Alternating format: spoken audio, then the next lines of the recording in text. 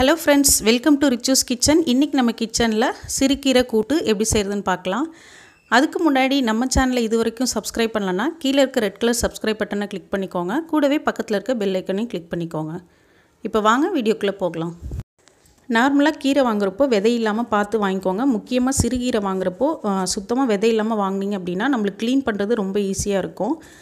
இப்போ விதை இல்லாம சிறுகீரை வந்து நான் வாங்கி வச்சிருக்கேன். இப்போ அதனோட வேர் பகுதியை மட்டும் கட் பண்ணிட்டு அதை வந்து கொஞ்சமா மஞ்சள் உப்பு சேர்த்து தண்ணியில ஒரு 20 மினிட்ஸ் ஊற வச்சிரறேன். சோ அந்த மாதிரி ஊற வைக்கிறப்போ நம்ம கீரையில ஏதாவது மருந்துலாம் அடிச்சிருந்தாங்க அப்படினா அதனோட சைடு எஃபெக்ட்ஸ் வந்து நமக்கு இல்லாம இருக்கும். இந்த சிறுகீரை கூட்டுக்கு நான் 1 கப் அளவு பாசிப்பருப்பு வந்து எடுத்துர்க்கேன். 1 கைப்பிடி அளவு கடலைப்பருப்பு வந்து எடுத்துர்க்கேன். இத நீங்க லைட்டா ரோஸ்ட் பண்ணிட்டு நம்ம கூட்டு பண்ணலாம். இல்ல அப்படியே ஒரு 50% வேக வச்சு எடுத்துக்கலாம். ரொம்ப குழைய விட கூடாது. இப்போ கூட்டு எப்படி பண்ணதுன்னு பார்க்கலாம். கடாயில கொஞ்சமா எண்ணெய் சேர்த்துக்கறேன். எண்ணெய் நல்லா காஞ்சதும் இதுல ஒரு 1/2 டீஸ்பூன் ஜீரகம் சேர்த்துக்கறேன். ஜீரகம் நல்லா பொரிஞ்ச உடனே இதுல ஒரு 1/2 ஸ்பூன் அளவுக்கு தாளிப்பு வடகம் வந்து ஆட் பண்ணிக்கிறேன். நீங்க தாளிப்பு வடகம் இல்லனா நார்மல் கடுகு உளுத்தம் பருப்பு சேர்த்துக்கலாம். நார்மலா இந்த மாதிரி கூட்டு ரெசிபிக்கலாம் நம்ம வடகம் தாளிக்கிறப்போ டேஸ்ட் வந்து ரொம்ப நல்லா இருக்கும். இது கூடவே ஒரு 2 வரமிளகாயும் ஆட் பண்ணிக்கிறேன். எல்லாம் நல்லா பொரியட்டும். பொரிஞ்சதுக்கு அப்புறமா இதுல 1 கப் அளவு சின்ன வெங்காயம், ஒரு 7-8 பல் பூண்டு கட் பண்ணி வச்சிருக்கேன். அதையும் சேர்த்துக்கிறேன்.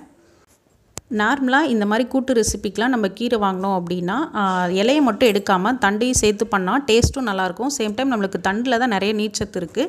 அதனால தண்டு வேஸ்ட் பண்ணாம நம்ம குக் பண்ணோம் அப்படினா ரொம்ப நல்லது. இப்போ வெங்காயம் நல்லா வதங்கினதுக்கு அப்புறமா இதுல ஒரு 2 மீடியம் சைஸ் தக்காளியை கட் பண்ணி வச்சிருக்கேன். அதையும் ஆட் பண்ணிக்கலாம்.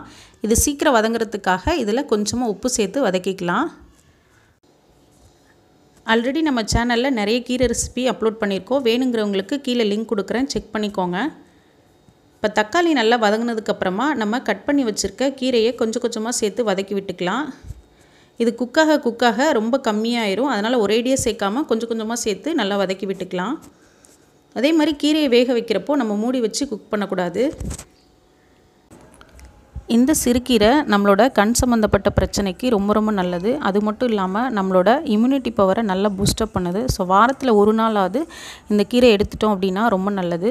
அதே மாதிரி குழந்தைகளுக்கு நம்ம கீரையை ஃபர்ஸ்ட் இன்ட்ரோ듀ce பண்றப்போ நம்ம இந்த கீரையோட இலையை மட்டும் சேர்த்து குக் பண்ணி கொடுத்தோம் அப்படினா குழந்தைகளுக்கு ரொம்ப நல்லது.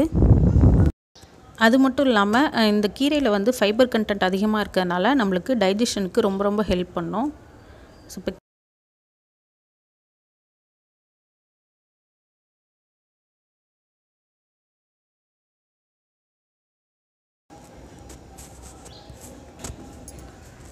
கீரை நல்லா வதங்கின உடனே இதுல 50% வேக வச்சு எடுத்த பருப்பு வந்து ஆட் பண்ணிக்கலாம். பருப்பு வேக வைக்கிறப்போ கொஞ்சமா மஞ்சள் தூள், பெருங்காய தூள் சேர்த்து வேக வச்சு எடுத்துர்க்கேன். பருப்பு சேர்த்துட்டு ஒரு 1 நிமிஷம் அப்படியே வதக்கி விட்டுக்கலாம்.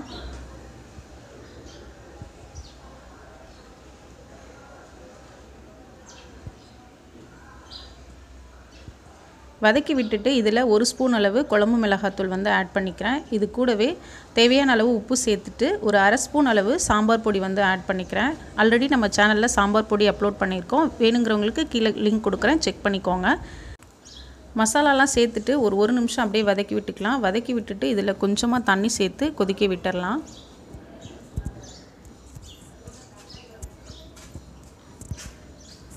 அவ்வளவுதான், நம்மளோட சிறுகீரை கூட்டு ரெடி ஆயிடுச்சு. நீங்களும் இந்த மெத்தட்ல ட்ரை பண்ணுங்க. ட்ரை பண்ணிட்டு பிடிச்சிருந்தா மறக்காம சேனலை சப்ஸ்கிரைப் பண்ணுங்க, லைக் பண்ணி ஷேர் பண்ணுங்க. Thank you.